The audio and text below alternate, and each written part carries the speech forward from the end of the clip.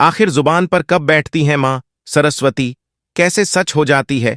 मुंह से निकली हर बात 24 घंटे में कुछ मिनट ऐसे होते हैं जब मां सरस्वती मनुष्य की जुबान पर बैठती हैं। ऐसी मान्यता है कि इस समय जो भी बात कही जाए वह सच हो जाती है। कौन सा है वो समय जानने के लिए वीडियो में अंत तक बने रहे। चलिए वीडियो को करते हैं शुरू। बड़े बुजुर्ग हमेशा ही कहते हैं कि 24 घंटे में एक बार हर मनुष्य की जुबान पर सरस्वती जरूर बैठती हैं। इसीलिए मुंह से हर एक शब्द सोच समझकर से निकालना चाहिए। हम सभी ने ये अनुभव किया होगा कि कई बार हमारी कही गई बात सच हो जाती है। तब यही कहा जाता है कि लगता है जुबान पर मां सरस्वती बैठी हुई थीं। ये बात पुख्ता तौर पर कह पाना तो मुश्किल होता है, लेकिन मां सरस्वती का जुबान पर बैठने का सही समय क्या है? शास्त्रों में मुहूर्त को बहुत ही शुभ माना गया है। इस दौरान कुछ मिनट ऐसे होते हैं जब मां सरस्वती मनुष्य की जुबान पर बैठती हैं। इस समय जो भी बात कही जाए वह सच हो जाती है। जुबान पर कब विराजती हैं मां सरस्वती? बड़े बुजुर्गों का कहना है कि सुबह 3:20 से 3:40 तक के समय में अपनी मनोकामना को हमेशा दोहराना चाहिए। मतलब 20 मिनट तक का समय ऐसा होता है जब जुबान पर मां सरस्वती बैठती हैं। इस समय कही गई बात सच साबित हो सकती है। बड़े बुजुर्ग हमेशा ही इस बात पर जोर देते हैं कि वाणी में कड़वाहट नहीं होनी चाहिए। आपकी कही गई बात दूसरों के लिए नुकसानदेह साबित हो सकती है। इसीलिए पहले तोलो फिर बोलो, क्योंकि क्या पता कब जुबान पर सरस्वती बैठी हों। इस दौरान कोई ऐसी बात न मुंह से निकल जाए जो किसी का बड़ा नुकसान कर दे। इसीलिए बोलने से पहले हमेशा सोचना और समझना जरूरी होता है। मां सरस्वती का आशीर्वाद उन लोगों को ही मिलता है जो अपनी भाषा पर कंट्रोल रखते हैं और अपनी बोली से दूसरों का बुरा नहीं करते हैं। इसीलिए किसी का भी अनादर नहीं करना चाहिए। हमेशा अच्छा बोलो। मां सरस्वती को बुद्धि और विद्या की देवी माना जाता है। छात्रों को सरस्वती को प्रसन्न करने के लिए उनके मंत्रों का जाप और पूजा आराधना करनी चाहिए। दूसरों से अपशब्द बोलने से इसीलिए मना किया जाता है, क्योंकि क्या पता कब जुबान पर सरस्वती बैठ और बोली गई बात सच हो जाए। इसीलिए लोगों से हमेशा अच्छी बातें करनी चाहिए। किसी के बारे में किसी को बुरा भला नहीं कहना चाहिए। और साथ है व्यक्ति को मधुर भाषी और हमेशा अपने अंदर सहज भाव को लेकर चलना चाहिए, क्योंकि दूसरे को अपशब्द बोलने वाला व्यक्ति कभी ना कभी अपने बारे में बुरा भला जरूर सुनता है। साथ ही अगर व्यक्ति हर समय अच्छा बोलता है और हमेशा अपने शब्दों का आदर करता है तो वह हमेशा अपने जीवन में सफलता को छूता है और हर प्रकार के कार्य करने में वो समर्थ भी रहता है। लेकिन उसके लिए इंसान को बाहर भाषी और साफ बोलने वाला होना चाहिए, क्योंकि तब ना ही किस समय की बोली हुई उसकी बात सफल हो जाए और माता सरस्वती की कृपा आप पर हो जाए। ऐसे लोग तमाम कोशिशों के बाद भी जीवन में हमेशा असफल रहते हैं। हस्तरेखा शास्त्र के अनुसार किसी भी व्यक्ति की हथेली पर कुछ ऐसे निशान व रेखाएं होती हैं जिन्हें बहुत ही शुभ माना जाता है। वहीं कुछ ऐसे भी निशान होते हैं जिन्हें शुभ नहीं माना जाता है।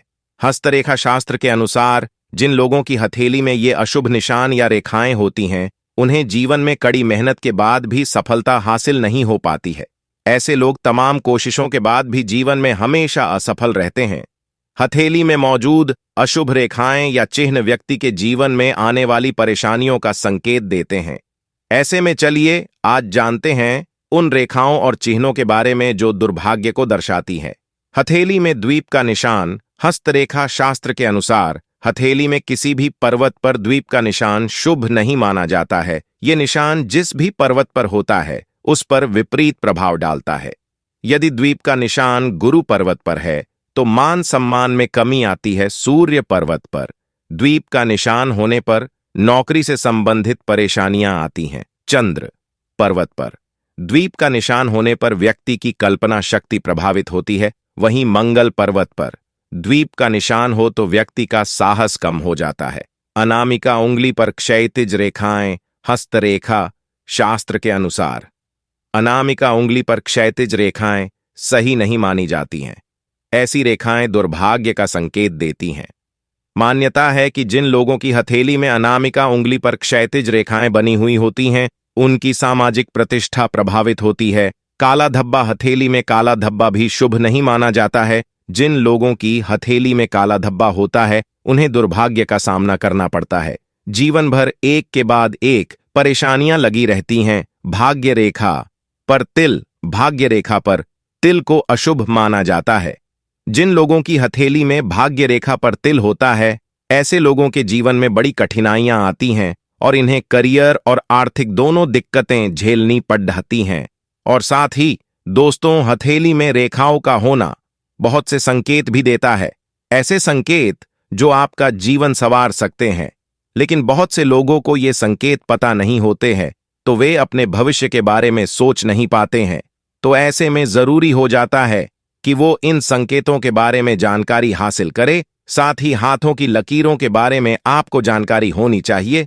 साथ ही बागेश्वर धाम सरकार जितने भी उपाय और सावधानियां बताते हैं, वो बहुत ही अच्छे और उपयोगी होते जा रहे हैं। जो विद्यार्थी परीक्षाओं में बार बार प्रयास करने के बाद भी सफल नहीं हो रहे हैं, या फिर आपको आपकी मनचाही नौकरी नहीं मिल रही, अगर अपनी पसंदीदा कार खरीदना चाहते हैं, या फिर अपना पसंदीदा व्यापार शुरू करना चाहते हैं, या जिस व्यापार में जिस काम धंधे में हाथ डालते हैं उसमें उनको नाकामयाबी का सामना करना पड़ता है, तो वो लोग अगर तांबे के लोटे में कुछ काली मिर्च के दाने डालकर पानी भरकर सूर्यदेव को अर्घ्य देते हैं, तो उनके यह सभी काम बनने लग जाते हैं और उनकी सभी मनोकामना की पूर्ति भी होती है।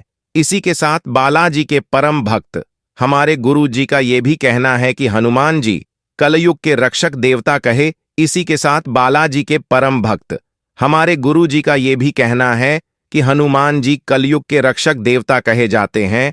तो अगर आप धन प्राप्ति करने के लिए विशेष उपाय करना चाहते हैं, तो आप मंगलवार वाले दिन एक पीपल का पत्ता लीजिए, और ध्यान रहे कि पीपल का पत्ता आपको तोड़कर नहीं लाना है। या तो आप उसे एक दिन पहले तोड़कर रखिए, या फिर नीचे गिरा हुआ अगर आपको पत्ता मिल जाता है तो आप वह पत्ता लेकर आइए। अब इस पत्ते पर आपको हनुमान जी के ऊपर चढ़ने वाले सिंदूर से हनुमान जी का मंत्र ओम हनु हनुमते नमः लिखना है। फिर इस पत्ते पर 11 लौंग, 1 सुपारी, 2 काली मिर्च, 2 इलायची रखकर जनेऊ लपेट दीजिए और पूजा करते समय इसे हनुमान जी के चरणों में रख दीजिए। अब इस सिद्ध किए हुए पीपल के पत्ते को आप अपने घर की तिजोरी में रख दीजिए और हनुमान जी पर चढ़ने वाले सिंदूर से अपने घर के मुख्य दरवाजे के दोनों तरफ स्वास्तिक बना लीजिए। ये उपाय माता लक्ष्मी को आपके घर में खींच लाएगा। इसके अलावा गुरुजी का कहना है कि काली मिर्च का उपाय करके आप अपनी कुंडली में शनि दोष को भी खत्म कर सकती हैं। तो अगर आपकी कुंडली में 7.5 या ढैया का योग है और शनिदेव आपको कष्ट दे रहे हैं, तो ऐसे में आप एक काला कपड़ा लीजिए। काले कपड़े में आप 5 काली मिर्च के दाने और आर्सवा लेवन रखकर एक पोटली बना लीजिए। इसके बाद इस पोटली को किसी जरूरतमंद को दान कर दीजिए। ऐसा करने से आपको न केवल शनिदेव की कुदृष्टि से छुटकारा मिल जाएगा, बल्कि आपकी कुंडली में राहु केतु के दुष्प्रभाव भी खत्म हो जाएंगे और आप आर्थिक और शारीरिक रूप से स्वस्थ रहेंगे। इसी के साथ गुरुजी का कहना है कि अगर आपको सफलता नहीं मिल रही है, आप बार बार किसी काम के लिए जाते हैं लेकिन आपको सफलता नहीं मिलती, या फिर कोई ना कोई रुकावट आ ही जाती है, आप जिस भी काम में हाथ डालते हैं आपका वो काम पूरा ही नहीं हो पाता, आपको असफलता का सामना करना पड़ता है, तो ऐसे में आप जब भी किसी शुभ काम के लिए घर से बाहर जाएं तो अपने हाथ में 11 दाने काली मिर्च के जरूर लें और इसके बाद घर के मुख्य द्वार पर इन काली मिर्च को रख दीजिए और अपना दाहिना पैर इन काली मिर्च के ऊपर रखते हुए घर से बाहर निकल जाइए। दोस्तों, आज की वीडियो में बस इतना ही। वीडियो आपको कैसी लगी कमेंट बॉक्स में जरूर बताइएगा। जय श्री राम, जय श्री बागेश्वर धाम सरकार, जय हो श्री बालाजी महाराज की, जय हो श्री सन्यासी बाबा की।